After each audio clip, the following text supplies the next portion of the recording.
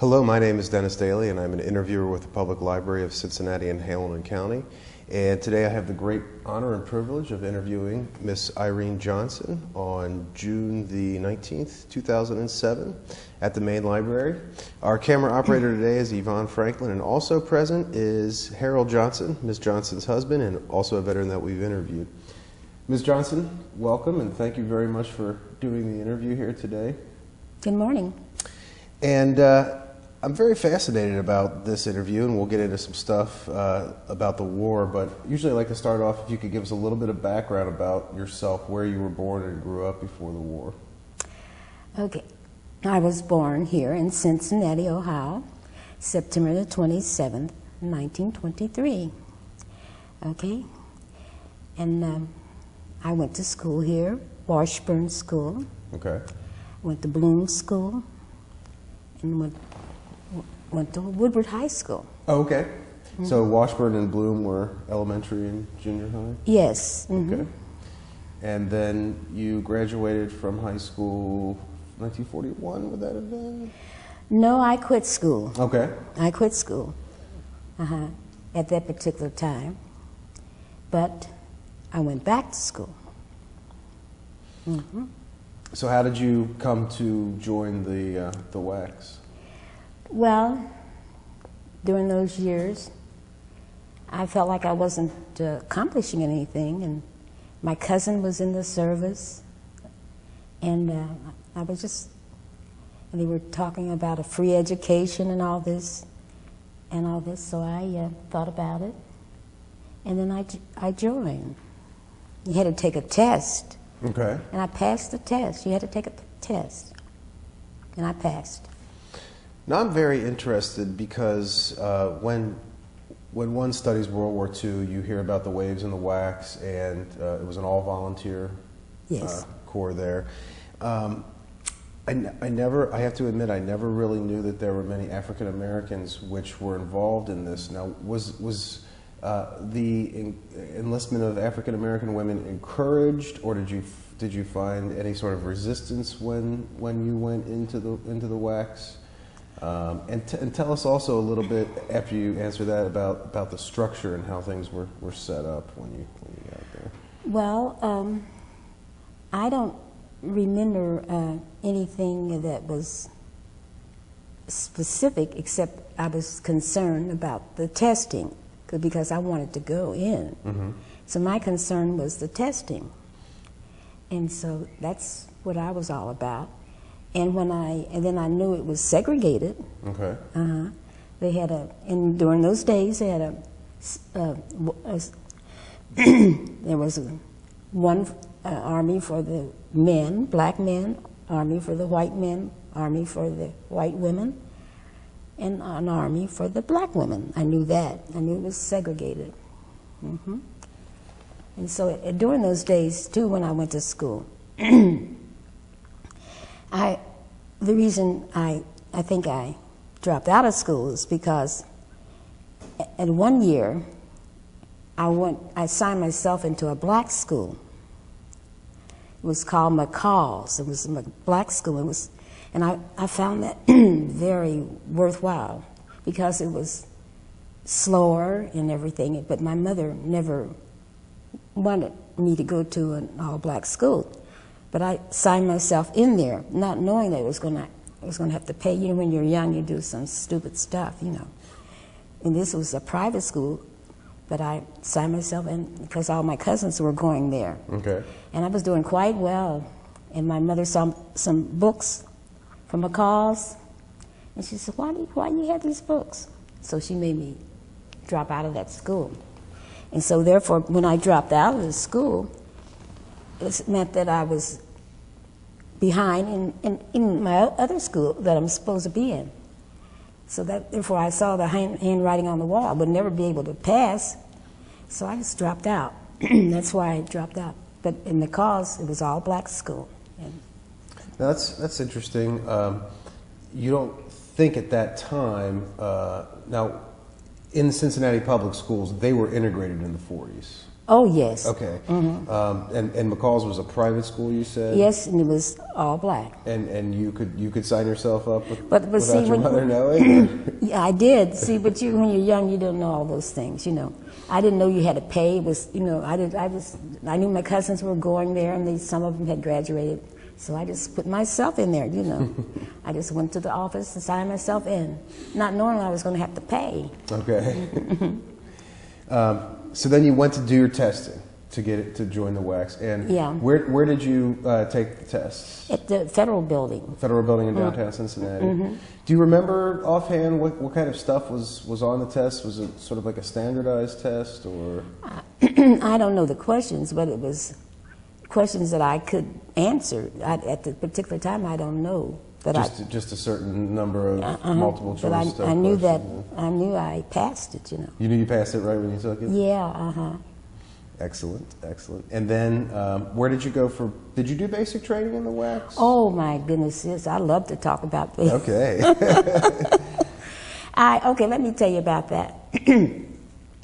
Okay, I had upset my mother one time by going to McCall's. Okay. Then I decided to go into the service.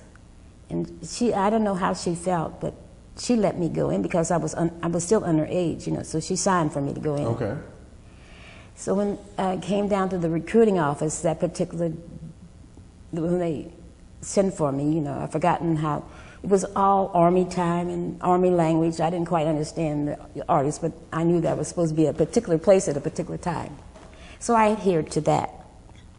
So I was there, and it was okay, I was on time, you know. So my mother, you know, put me in there just like Harold, and I thought she went on out, you know. And so then the lady that was there talked to me, you know, Then pretty soon here comes some more ladies in. They were coming in too, from different areas of Ohio. They were coming in to go, they met there in Cincinnati, and they were going to go to Des Moines, Iowa for the basic training. And so I was the first one there, you know. So I introduced myself to all these ladies coming in, hi, you know, where you and all this, you know. And at that particular time, I was the youngest one, you know, there. And Mama says, how old were you? Were you 17 when this? No. I wasn't quite 21. Oh, 21. I was 20. Okay. But anyway, so Mom, I said, bye, Mom, you know, everything like that. She says, bye, baby. Take care of yourself and pray, you know. I said, okay, you know. She went on out the door, you know. I was okay. And then lady kept talking to me, and, you know, we were all talking. And then Mama came in again. And remember now, Irene, pray. And you know, God takes care of everything, you know. I said, okay, Mama, bye, you know. So I was composed and everything. She kept coming in. I think she wanted me to cry, you know.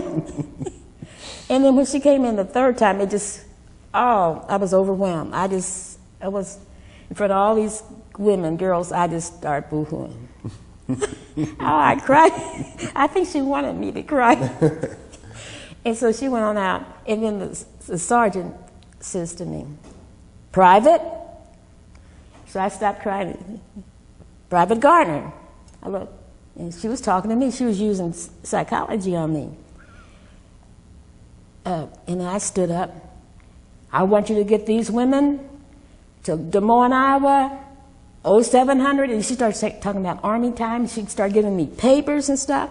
And I stopped crying because I started, what is she talking about, this Army time? You know, she was using Army time. And these women were taller than me and older than me. And here I am responsible for them, to get them on the train and get them to Kearns, Utah.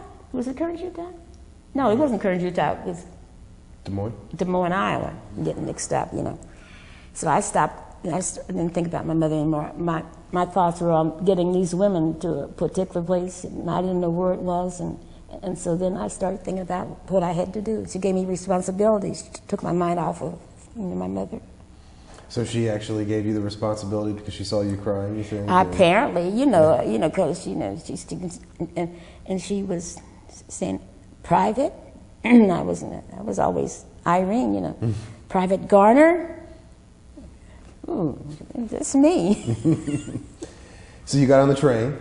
So we were right there, you know, in this, somewhere downtown. We met and then we, I think we got on some kind of a bus and they took us to the Union Terminal. And then I had all these tickets. See, I was responsible for these women. I remember having all these tickets and all that to put them on the train. And that's what happened. So there you were, now you're responsible for all these young ladies. To get them to Des Moines, Iowa. Right. Now, a question I have, again, with that time period, I know that the Jim Crow laws in the South would have had separate cars for African Americans in the trains. You were traveling largely through the North. See, as I remember now, we got on the train, went from, I think from Cincinnati to, if I'm not mistaken, to Chicago. You think? I think it was Chicago. I think we changed. I think, I can't quite remember, but I had no trouble in, you know, discrimination laws because we were military anyway. They couldn't discriminate against us anyway. Did you ride in separate cars because of the military? Were there troop cars that were attached to the trains? No, we were all together. I remember we were all together. So you went to Chicago and you got to Des Moines. So that was where you did your basic training? Yeah, 6 weeks. Okay, so it was to, I guess the men would say separate the men from the boys. I don't know what they would say about the women, but the idea is it was a lark for me with basic training because you had to obey. And my mother was a very strict mother, very strict parent. So I had no trouble obeying. You know, I didn't have any trouble. Maybe some people would, but not me. 6 weeks, and that was following orders. And see, she made me in charge of these women. And when I got to Des Moines, I still felt like I was in charge of them. But I guess I really wasn't, you know, because we had a commanding officer and all that.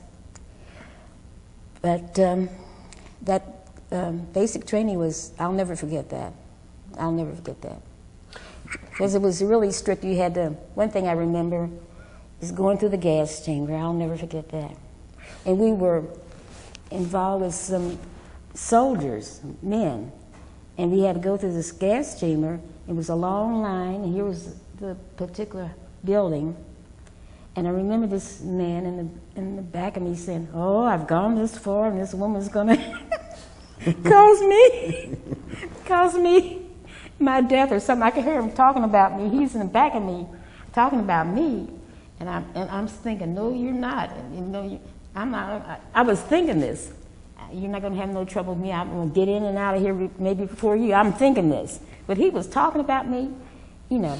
And of course, I was young, and I had read the manual. I knew I was going through that gas chamber. You had to test for air, put that mask on, you know, go through there, and I did it. So in the gas chamber, you put your gas mask on and went through the chamber, and so before you got in, you heard this guy behind you bad-mouthing. No, when I was in the line before I got there, he was talking about me. And you didn't hold him up at all? No, I didn't answer him, and then I was thinking about doing what I was supposed to do, test for air. You know, I've forgotten where you put it on first, and test for air or whatever. But it was quite an experience. So you got the same sort of military training as the men? You trained? Well, I don't know, because we were WACs. We were Women's Army Corps, so I don't know what the men were doing. Okay. But I knew that there was some men going through that gas chamber. Okay. Yeah. Did you train on weapons and stuff like that? Oh, no, we weren't. Okay. In those days, 44, we weren't supposed to carry arms. There's one reason I was thinking, I knew I didn't have to kill nobody, you know. But no, I know what our goal was, to take a man's place so he could go to war. That was it. That was our aim. That was our goal, to take a man's place, whatever his job was. So we were supposed to learn his job and then let him go on over to wherever he was going to take. Yeah, that was our goal. So a lot of drill and marching? Oh, marching. Oh, gosh, marching, yes. yes. 6 weeks of it. In class, you went to class. You learned, forgotten all these subjects that you learn now. There's a whole lots of them, you know. But the one thing that stands out over this is 65 years ago, isn't it? Mm-hmm. One thing that stands out is that going through that gas chamber. I'll never forget that. And you showed them. You showed him. So when you were in basic, did you get any specialized training for the job you were going to be doing, or did you go elsewhere to get that after basic training was over? Let me see, I don't... Oh, I know what they did. They gave us classes in different areas. So then there was somebody that would total this all up, and it was probably gonna go on my record. Then they would send people out to the different places in the United States. Yeah, that's the way that was. Okay. So I was in the hospital. Okay. Yeah, That's when I went to Kearns, Utah. Okay. Out among the Mormons. Yes. Out to Utah. Yes. Another long train ride from Lyle. Yeah, see, but we split the girls that I was with in Des Moines, they went their different places, but I went to Utah. Okay. And then I was there in Kearns, Utah. I met another group of people. And one day they shipped in some people from another country. What country was that, Harold?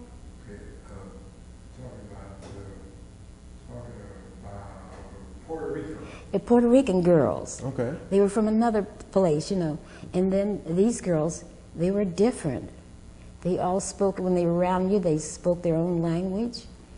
And then, of course, when we came to class, they had to speak English, you know. And they were they were poetic, and it was a different culture from where I had been here in Cincinnati. Mm-hmm. And I was interested in them because they were different, you know. And it was like a balcony out, and they would get out on the balcony, and some of the soldiers, the soldiers were not in our group, but around us. And the soldiers would come out there after we were finished, and those girls from Puerto Rico would go out on that balcony and serenade them. I remember that because, in the back of my mind, I was thinking, I was thinking it was a conflict somewhere, but I couldn't put my finger on it, you know, because I was interested in them because they were different. And I was always interested in differences. I wanted to know them, and, you know, I wanted to communicate with them. I wanted to be friends with them, you know. Did you get to be friends with her? Rosa? Yes, I did. Rosa, I remember her name. Yeah, I became, you know, we would talk. And there was another girl in my company I would talk to, too. She was from New Orleans. Okay. And I would talk to her, but she wasn't, she was a graduate. And see, I hadn't even graduated from high school. I remember she was a graduate. And I would talk to her. And we became friends, although we were different physically and mentally, everywhere, but we were attracted to each other because we had something in common. We would talk. And I think, what was her name, Laura? Here, I'm glad that you were with me. What was her name? Anyway, it'll come to me what her name was, but she was from New Orleans. And she was so proud of her. Oh, tell me the college she went to. Okay, Dillard. Yeah, I went to Dillard. And they promised me, and by coming into the service, they would give her a free education and into the hospital as a lab technician. It's coming to my mind of what her name was. But she was pompous. She was and I think some of the girls started resenting her by the way she acted. Because, but I liked her. You know, we would become friends. We'd talk. You know, she'd talk about Dillard, talk about New Orleans and all that stuff. So that's a story there. And then those girls from Puerto Rico, that's another story. So these girls from Puerto Rico would go out and entertain these guys, you know, singing their Spanish songs and all that. And then one day, woke up one morning, those girls weren't there. Okay. That was top secret. I don't know what happened. They shipped those girls out of our out of our company. They sure did. Rosa, one girl was named, as I said, Rosa. Yeah, they shipped them out. So I don't know I don't know the reason. And then this girl I was telling you about from New Orleans, her name will come in a few minutes. It'll come to me. It was a matter of color, and I found out in New Orleans in those days. I don't know whether it's like that or not. I found out in New Orleans in those days, in the 40s, the black people, black in color, would go around together. Browns, the lights, you know, they would, okay. So she would talk to me, you know, in the evenings, but she wouldn't go out with me. She started, you know, going out with Lieutenant Hodricks. Oh, so she wouldn't go out socially with you? No, but she would go out with Lieutenant Hodricks. So she was lighter skinned, or? Oh, from New Orleans. As I said before, she was, you know, she was fair. Okay. And then she would go out with Lieutenant Hodricks because Lieutenant Hodricks was fair and had hair down here, and her her name is coming to me. Anyway, and then she, in her day's work would be in the lab, and Smitty, that was the fellow that was teaching her, they became really good friends, you know. But then, I better not, should I say all this stuff? Absolutely, this is great. Well, anyway, in the service, you meet all kinds of people, you know. Absolutely. And so I met all kinds, moral people and immoral people there, you know, all kinds of people. And so I somehow or another I knew how to deal with them. And Verna, there you go. Verna. Her name is Verna Stevens. Verna, I hope you're living to hear this.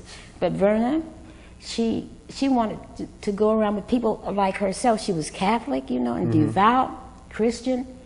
And then she wanted to go around with people like that. But during while she was there, the people that she wanted to go around with, this Lieutenant Hodrick was disappointing her. Was something that Lieutenant Hodrick was doing that she didn't approve of. And the big thing happened that they promised her that she was going to be have this big job in the service. That's what happened. That's really what happened. And she would always come back and tell me. She said, Garner, I was supposed to do this, and they didn't give me the chance. You know, she would bring her problems back to me, and I would give her my problems. We were talking to each other, trying to help each other, you know, up in life. You know, I would tell her my problems, she would tell me her problems. And so she said, they're not going to give me this opportunity. And then she found out, maybe I shouldn't have called her name, the lieutenant wasn't living up to her expectations, you know. Because Verna didn't drink or smoke or anything like that. And so some of the people in the company were drinking and smoking, and that's not what she was about. She didn't know that you can be of them, be in it, but not of them. You can do that in life. You don't have to do what everybody else is doing. You know, you can stand out. Right. She didn't go back. So anyway, I think it got back to her priest, and then one day she got out. Oh, really? Oh, yes, She went back to New Orleans? Yeah, I guess she did. But they gave her whatever, and this fella and her, they kept corresponding when she was out and got married. Oh, really? Last I heard, she lived in New York. Yeah, New York. She married him. He was from New York. Is this Smitty? Yeah. Okay, she married Smitty. Yeah, so I don't know where she is now or nothing, but the story she ended up okay. With her and the second lieutenant of our company, they were really good friends, but she didn't come up to Verna's expectations. She wanted her friends to be devout and high yellow, whatever. I think she didn't say this to me, but this is what I got out of it, you know. And then when the government disappointed her, they promised me Garner, they promised me this and they promised me that. And she wasn't getting all that. And so her priest got her out. It's interesting that kind of brings up the difference at the time between the men's army and the WAC, because her priest wrote and got her out of the army, and I don't think that would have flowed for a lot of the guys. Yeah, but she got out. But she wrote to me for a while, and she wrote, and we corresponded, and she got engaged, and they got married. That's fascinating. And I thought about her during that hurricane, but you know, if she's still living, she's old, and I'm old. We're all old now. So what kind of stuff did you do in the hospital? What were some of your duties? Well, whatever they told me to do in those days. I wasn't a nurse, but they were teaching me how to, I guess, now they would call it a nurse's aide, you know. Okay. They taught me how, oh yeah, I did have a little experience here in Cincinnati, they used to call it General Hospital. And so they trained me here in Cincinnati as a nurse's aide. And I worked in those days, they didn't have a cure for the tuberculosis, so that was rampant in those days. So I worked on the TB ward, and they taught me how to work on contage. They call it contage. They taught me how to work with one hand, and to keep one hand sterile. They taught me all that here as a civilian. In other words, see, they have a cure for the tuberculosis now, but in those days they didn't have the cure. So you go into the room, the floor, you go in, you put on your gown, your mask, and all that, you know. So they taught me all that as a civilian. So when I went into the service, they saw my papers, so I was... Okay. So you helped out with... now, were there a lot of soldiers coming back to this hospital from overseas? Yeah, it was on, Kearns, Utah. It was a Army base. Okay.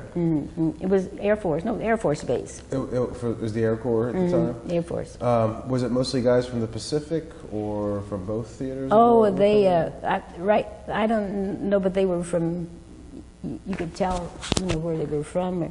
But they would come there, and then they were usually, their mission was to go and fight, because there was a war going on. So they were there, either there because they got injured, but they weren't there for long, you know. Okay. And were you at the hospital for the duration of the war, or did you move? Well, see, our mission was duration of the war and 6 months after. Okay. So Kearns, Utah, I stayed there until my time was up, and then I went on to, was mustered out in,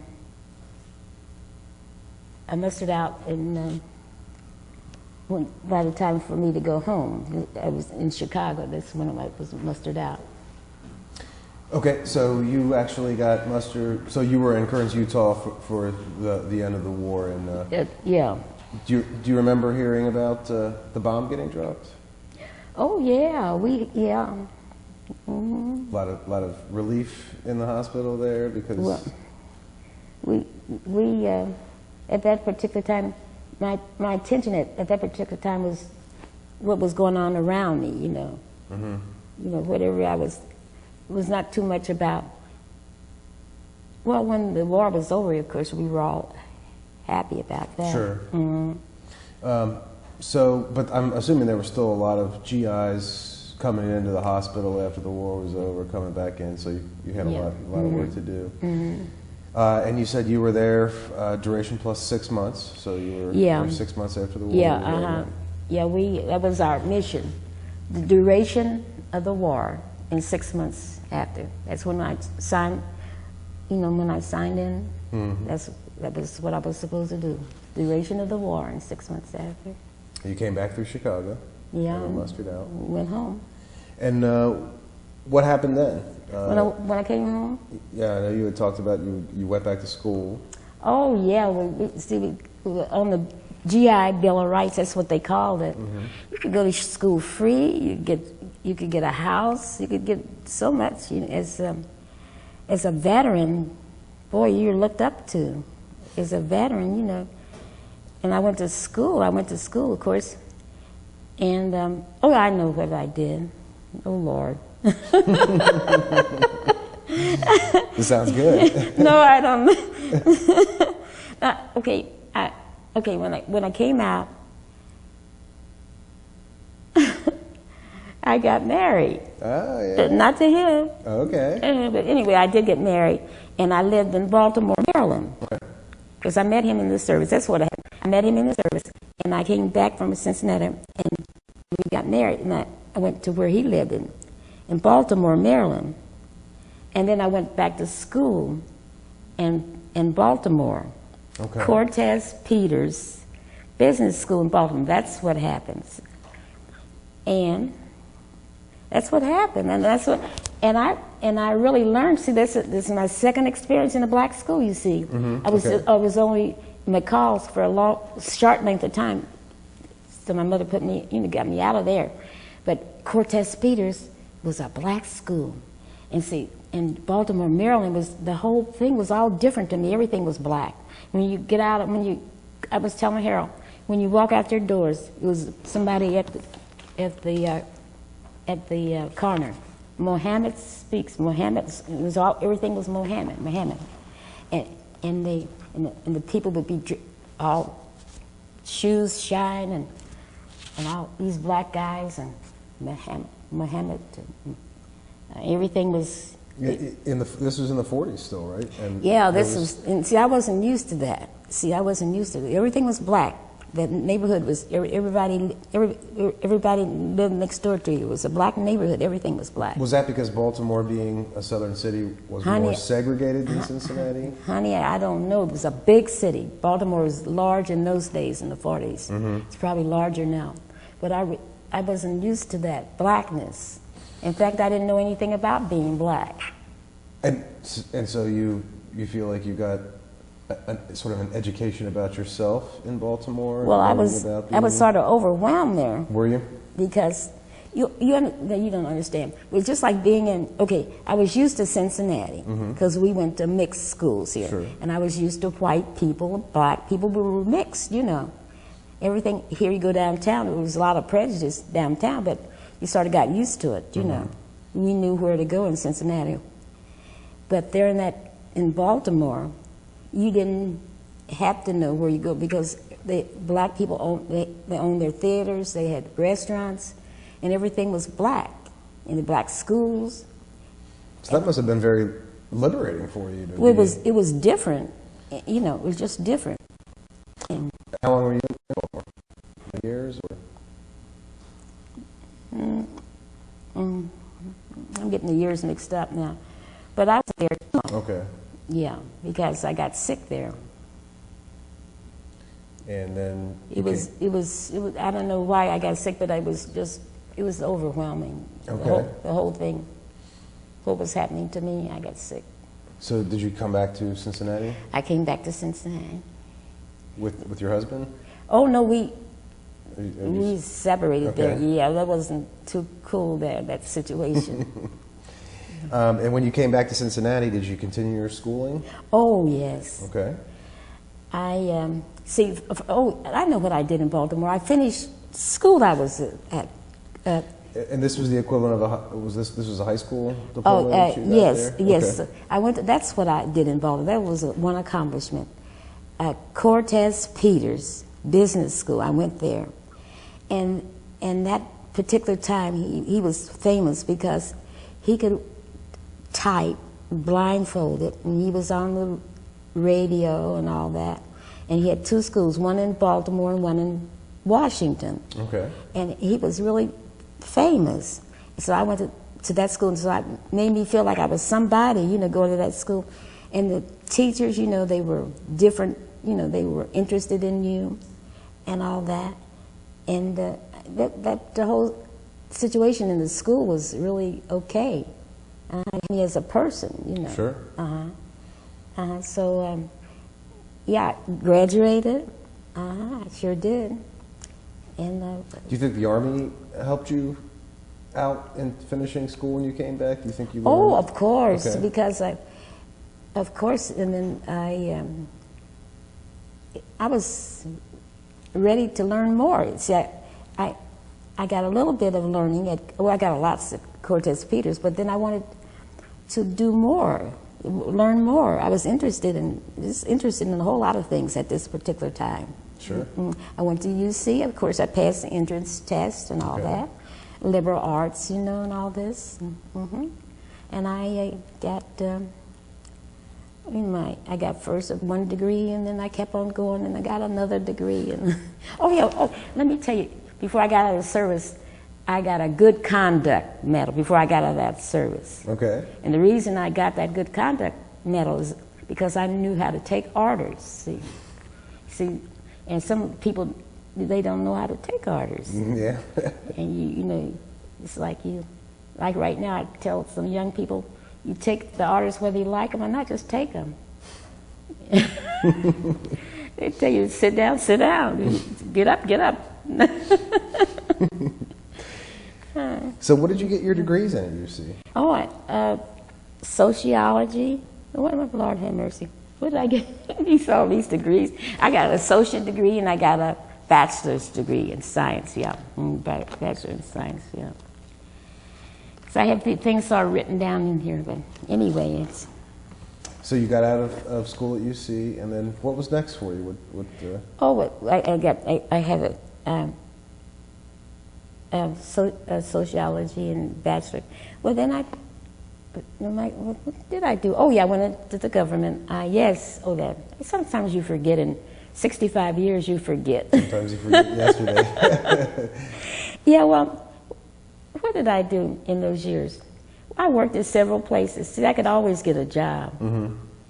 And I worked at several places. I worked for the government, took a test, worked at Wright-Patterson Air Force Base. That's where I went, in Dayton, Ohio. Okay. I lived there in Dayton, lived at the Y. That's what I did. And I worked at Wright-Patterson, which was a good place. Yeah. They have a sign up there. It says, what you see, what you hear, when you leave it here. That's a sign up there. When you walked into the office every day? No, it's when you, right now, I guess, unless it's removed, when you're on the grounds. Oh, really? Yeah. It's a big sign. What you see, what you hear, when you leave it here. So while I was there, my grades weren't that high. I GS this and 2, 3, 4, 5. But let me tell you, I was approved for top secret. Yeah? But I tell Harold, now the people that were over me were top secret. They had to come through me to get to wherever they had to go. Now I look back there, I said, well, they were clearing me, wonder why they weren't, my bosses weren't even cleared. Isn't that strange? It is strange, but that's the military sometimes. Oh my goodness. Yeah, they had to come through me. I think I was a GS, what did I say, 4, 5? Then they were 16s, 12. They were really high paying in the brass. They had to come through me to get to, in those days, the whole room was a computer. Now they have computers on your lap, you know. But in those days, the whole room. And in order to get into this room, they had to come through me. Top secret clearance. At that time, I didn't think nothing about it, but now I think something about it. Oh my gosh. Get me to talking, gosh. Yeah, this is great. But so I was cleared, and also I didn't know that I was under surveillance. Oh, really? I did not know this. You found out later on? I mean, in this United States, I was under surveillance. Where is this tape going? It's all people. Library of Congress. But at this time, there was that war came out, that Vietnam War. Okay. Now I've been in the service now, and I was adamant against that war. I said, this can't be, you know, in my mind. Sure. And that's when you got put under surveillance. Well, I don't know. See, I didn't know this. Okay. See, I didn't know this. Looking back, you see. And then I started going to, should I tell this? So anyway. You can't get in trouble for anything you say here. Anyway, the idea was I'd pick up a paper. Now he's an avid reader, my husband. I would pick up the paper every now and then. But see, in my mind, I'd read Vietnam War. Why are they doing this? See, well, that was a different time than when the Japanese attacked Pearl Harbor. That was different. You got to But here, what's going on? And in my mind, so then I would start reading about this man, this white man here in Cincinnati. He was feeling like I was feeling. Then I'd read some more. Then he would protest, and then they would throw him in jail. I said, "Oh gosh, they throwing him in jail for protest?" Then I'd read some more. Another week, they would put him in paddy wagon, da da da. And then one day I read where they put him out of the church. I said, "Oh gosh, they really mean it," they, whoever they were. And so then I started writing him letters. Maurice McCracken. Have you ever heard of him? I have, yeah. I started writing him letters, and then some of the members would write back to me. So then the church put him out, and some of the members started their own church. So then I started going to the church where he was at, because. Okay. So that made me. So then we'd go to meetings and stuff, and my own husband, my friends wouldn't go to these meetings, and they would protest against the Vietnam War. And of course, I would be there, and I'd go to Washington, King and all, everybody, they were all there protesting this war. I would be there. None of my friends would go, but I was so against it. I would go. In all these meetings, I'd go. And then I'd go with Reverend McCracken, and of course, I didn't want no pain, but we were given pins to stick those horses when they trampled. Really? Well, see, they were going to trample us in different places. So as protesters, we were schooled in what to do, to protect us. Sure. So we were given pins, so when the horses come, we'd stick them so they wouldn't kill us. I've never heard of that before. Well, I'm telling you now. Yeah, that's fascinating. I'm too old. No, they won't. Should keep them from stinging. Sure. So I was with King and all these people, Wow. Yeah. And so, of course, in the meantime, Reverend McCracken, after he got kicked out of his big church, he started the little church, and I was Miss Garner, I guess, Miss Garner. And so he'd say, "Irene, can I tell this? Don't think you have to catch the bus. Just go up to anybody and say, are you going toward Walnut Hills?" That was Reverend McCracken, the man that had gotten kicked out of his big church. So he told me what to do. I'm single, I didn't have my mind on no man or anything. My mind was on the Vietnam War, So just go up to anybody and tell them, "Would you give me a lift to Walnut Hills?" So I went up to him the one day. That's how you met Harold? Yeah. See, Reverend McCracken told me what to do. So anyway, that's how I met him. So anyway, to make a long story short, I would go to these meetings, because I want to know what to do next, because I'm adamant about this war. And so not knowing, that's when I guess I was under surveillance, not knowing, that I was. So one day, as I was in one of those meetings, and this man came, I guess, did I ask? I don't know whether he asked me or I asked toward Walnut Hills, So I got in his car, and that's when he told me he would like for me to work for them, since I'm going to the meetings, to bring back any kind of information that I can. Oh, really? Oh, yes. He approached me, and I thought he was just somebody that, that was and that upset me so bad. I remember that. I said, "Oh, I can't do that." I says, "If I'm your friend," I says, "I can't betray you if you're my friend. I can't do that." I told him he was either CIA or FBI. Wow. Yep. Wow. That's what happened to me. Did you stay active in the anti-war movement after that? Oh yeah. But see, I couldn't do what he wanted me to do. Sure. I'm not that kind of a person. That's admirable. Admirable. So we're coming down to, how much time do we have left? Oh, okay. So after you stayed involved in the anti-war movement through the early 70s? Till it was over. And then, and I, as I said before, I worked at Wright-Patterson. Did you work at Wright-Patterson? Oh yeah. That's very interesting. I don't know whether I worked at Wright-Patterson before the Vietnam War or afterwards. Afterwards, wasn't it? Some of the time was during Vietnam. Was during the war? Yeah.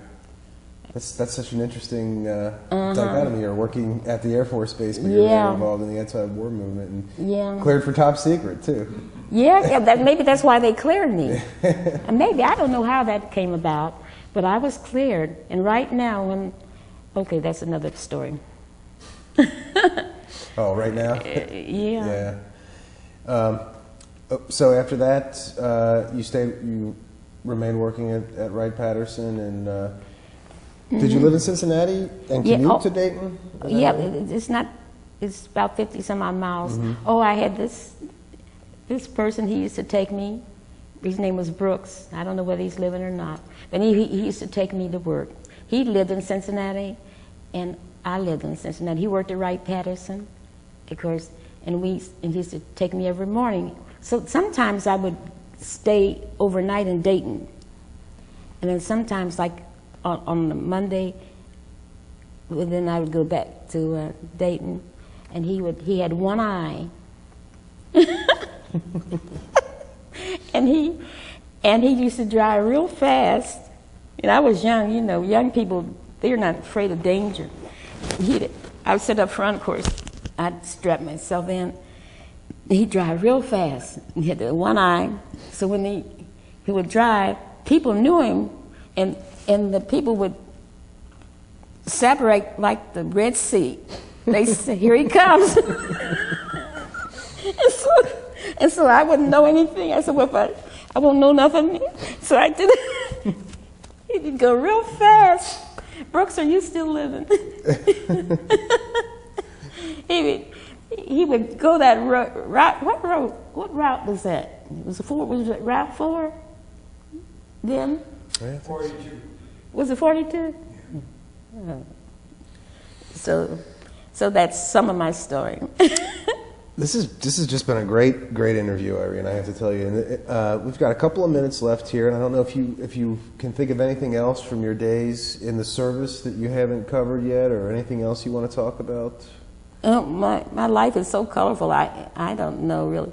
Well, when Reverend McCracken, Maurice McCracken, told me to go up to anybody and ask them, are they going toward Walnut Hills?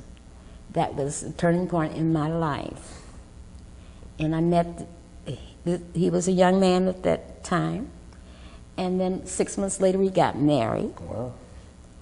And then we oh, that's another story. Should I tell that here? Oh, I'm full of stories. That's what we're here for. Well, I'm full of stories. So I was sort of, I don't know what kind of person I am. But I think if I would look at the person, I would think the person was peculiar. I'm talking about myself. So in those days, I wasn't even married. And I used to go out in my backyard, and I'd be looking for this baby. And of course, I wouldn't tell nobody. I would be looking to see who was looking at me, because I didn't want them to think I was crazy. But in my mind, I was looking for this baby. I'd go out there when nobody was, around, and I'd look for this baby, and I wouldn't tell nobody. I'd keep it to myself. And then one day, my mother was living then in those days, and I wasn't married. My mother was living, and it came on the radio, television, flash, baby found. And we were both looking at the television, and here, baby found in the weeds, in the shrubbery or something. So my mother said, excuse the French. She says, the old B-I-T-C-H. What she put that baby in those weeds for? Irene, go get that baby. My mother tells me to go get this baby. I said, Mommy, I can't just go get the baby. So I was starting walking away from her. She said, go get it. Oh, she was so mad at the television.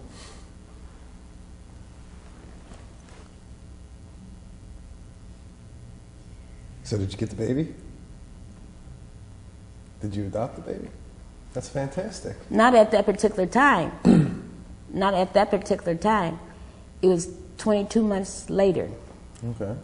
It was that baby. Because see, you had to go really? and talk to because you had to go and talk to the social workers and everything and all that and see. And I told the social worker the same thing I'm telling you. Mm-hmm. So she said, Miss Johnson, would you like to have that baby? And I said, yeah. So we got that baby. Wow. And I've told him the story, that my son, I've told him that story. So you raised him, and Oh, yeah. wow, that's a great story. Isn't it something? That is a great story. And it's fantastic, isn't it? It's unbelievable for me to think it and then for it to come true. Sure. Maybe it was always meant to be, you know? Yeah. But that really is a wonderful story. So I'm full of stories. Well, it's just been... Get your grandmother. Oh, I'm full of stories. Okay. Okay, my mother was raised by her grandmother. See, my mother's mother died. My grandmother died. And her grandmother raised her. Her grandmother was in her 70s, when she got this little baby, which was my mother, and she raised her. Okay? Wow. Down in Kentucky. Okay. And then when my mother became 25 years old, my grandmother, who had been a slave, that's how I know a lot about slavery, is because my great-grandmother told my mother, and my mother told me, and that's why I know a lot about slavery. Wow. And my great-grandmother lived to be 104 years old. Wow. She outlived all her children but one. Benjamin Alford. He was in the Spanish-American War. Okay? And that was her son. She outlived all the rest of them. Wow. Mm-hmm. That is a fantastic. And that was my great-grandmother. And so you got to hear all the stories about slave times. Oh, yes. Yeah, because see, that's the way that's the way she was entertained by her grandmother. See, my mother smoked a pipe. See, because it wasn't ladylike to smoke a cigarette. And so her grandmother let her smoke a pipe. That was ladylike. Much more ladylike, yeah. Yeah, they could smoke a pipe, but not a cigarette. That's unladylike. Well, this has just been a wonderful, wonderful experience, and I really thank you for coming in to talk to us, and really just great stories, and I think we all learned a lot today here too. So. Oh yeah. Let me tell you one more thing. Sure. Okay, in this education business, I ended up becoming a special ed teacher. Okay. You know, and now I'm a substitute teacher. I'm still in the classroom, and the children are so, well, I don't know how they are, but in order to get their attention, I'll tell them a story, and I'm constantly looking at my watch while I'm telling it, because they'll get their attention, and I'll pick out the worst ones in the bunch, and I'll keep my eye on that person, telling him that story. You know, talking to the whole class. As long as I got his attention, I'm okay. But then that backfired on me. About this, I went to Norwood. Mm-hmm. You see, at Norwood, quotes at those days, is supposed to have the best schools and best behavior. So I was so happy to be there in that school, and a white school predominantly, and they're all nice and clean and everything, and they were good kids, you know.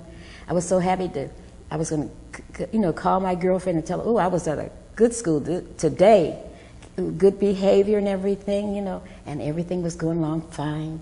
And then one of the kids says, Miss Johnson, see, they didn't have bells.